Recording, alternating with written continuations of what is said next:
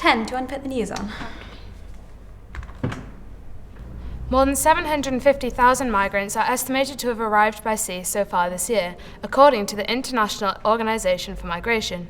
In September, EU ministers voted to relocate 120,000 migrants EU-wide, but for now this plan will only apply to 66,000 who are in Greece or Italy.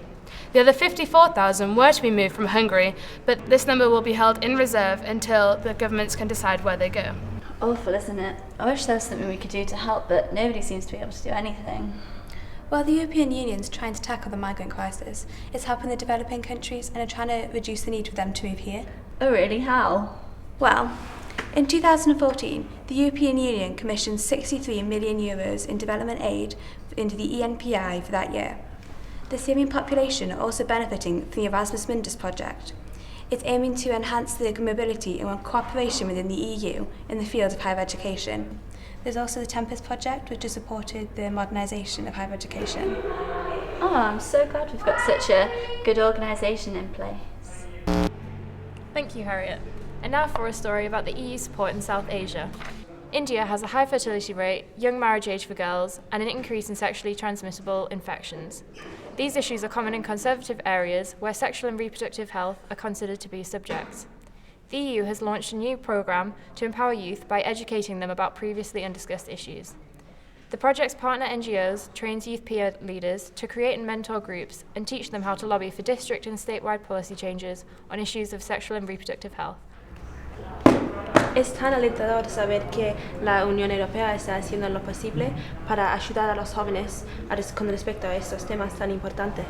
Sí, es preocupante que tomemos esta información y ayuda por sentado cuando existen lugares en el mundo que están en desventaja por no tener esta información y ayuda.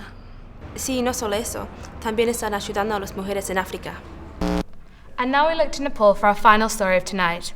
The flatlands of Nepal are geographically remote and subject to climatic extremes, making agriculture a hazardous, though vital livelihood.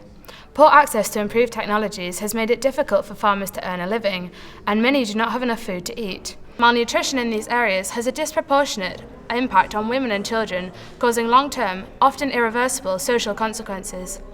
The EU has launched an agriculture and nutrition extension project and has managed to reach over 21,000 households and increasing their annual income by over €400. Dat ist gut zu hören. Nepal ist ein Land für viele Jahre gewesen. Ja, ist es gut, dass die EU ihre Ressourcen benutzen, um die breite Welt zu helfen. This has been LH News with Harriet and Laura. Thank you And good night.